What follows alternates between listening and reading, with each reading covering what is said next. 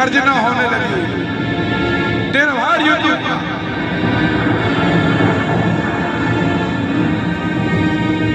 दिन भर युद्ध चला। जैसे ही संध्या का समय हुआ और भगवान ने दरवाजे के ऊपर, दहली के ऊपर अपनी गोद में उसको पटक दिया।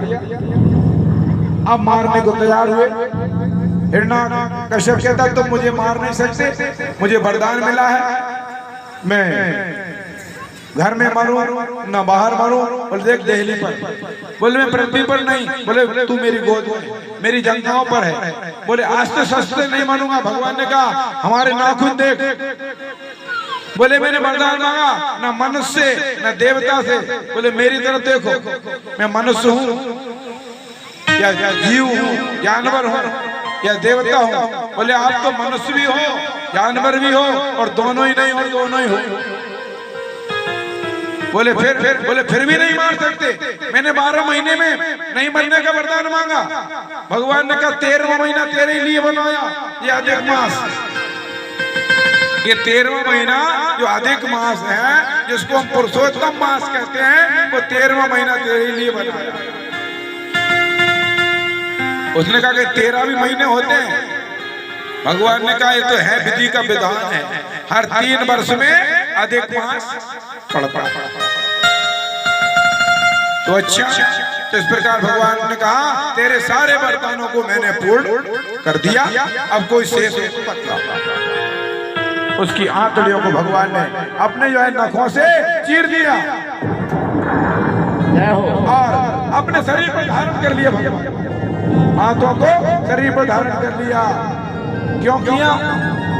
ये है तो राक्षस, लेकिन इसने मेरे भक्त को जन्म दिया। इसने मेरे भक्त को जन्म दिया। ये है तो राक्षस, उसको धारण कर लिया। उसकी आंखों को भगवान ने धारण किया और सारे देवता घबरा गए। भगवान नरसिंह का विकराल रूप देखकर क्या करें, कौन मनाए, कौन समझाए। बोले लक्ष्मी जी के पास चलो। कोई नहीं माने तो उन्होंने कहा भैया उनकी पत्नी ही समझा सकती है, पति को पत्नी समझा। ऐसे नहीं समझे तो पत्नी से बहुत डरते हैं कई लोग। कई लोग कलेक्टर जैसे डरे, बड़े बड़े मजिस्ट्रेट तक डरे। अपनी तुम्हारी बात है, भले बाहर कितने थानेदार साहब दुनिया को मारपीट करे और घर में बिल्ली हो जाए। लक्ष्मी जी ने कहा चिंता मत करो नारद जी गए, मैं अभी मना दूंगी भगवान को। और जैसे ही लक्ष्मी जी पहुंची और भगवान दौड़े लक्ष्मी की तरफ। लक्ष्मी ने आज तक ऐसा रूप नहीं देखा, भगवान ऐसा रूप नहीं देखा। लक्ष्मी जी वहां से भागी सीधी बैकुंठ में आई।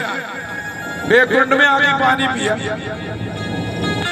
इतने में देवताओं ने, ब्रह्मादि, शिवादि, सनकादि ऋषियों ने कहा प्रहलाद भगवान के पास पहुंचा। प्रहलाद ने भगवान की स्तुति की, हे भगवान मेरे पिता ने के कारण आपको बहुत कष्ट उठाना पड़ा, मेरे पिता महाराज का अपराध क्षमा कीजिए, मैं आपकी शरण में हूँ। भगवान ने कहा धन्य है प्रहलाद, तेरे जैसा पुत्र हो जिस पिता ने इतना कष्ट दिया, इतना कष्ट देने के बाद भी कहता है मेरे पिता महाराज के अपराध को क्षमा कर। जय हो। इसलिए तो भगवान ने वरदान दिया, भक्ति का वरदान दिया। और जाओ, प्रहलाद ने भगवान की स्तुति की है। इस प्रकार भगवान ने हिरण्यकश्यप का उद्धार कर दिया मेरे प्रभु ने, और प्रहलाद को राज तिलक कर दिया। इसके बाद में मनवंतरों की कथाओं का वर्णन आता है, अलग अलग मनवंतर।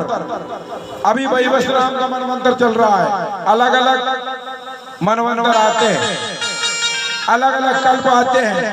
तो एक मनवंतर में गज और ग्राह में लड़ाई हुई। गज और ग्राह दोनों लड़े। गज नहीं था, वो था गजेंद्र। गजेंद्र यानी राजा। गज तो सब है, लेकिन वो था गजेंद्र, राजा था। उसे इतना अभिमान था, 50 पत्नी 150 पुत्र थे। गजेंद्र के 50 पत्नी 150 पुत्र।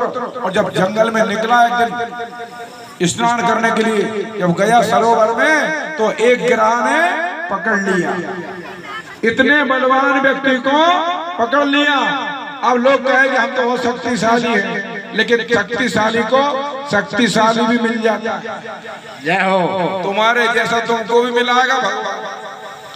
तो उस गिरह ने उसका पैर पकड़ लिया, उसने देखा कि छोड़ देगा, होगा कोई छोड़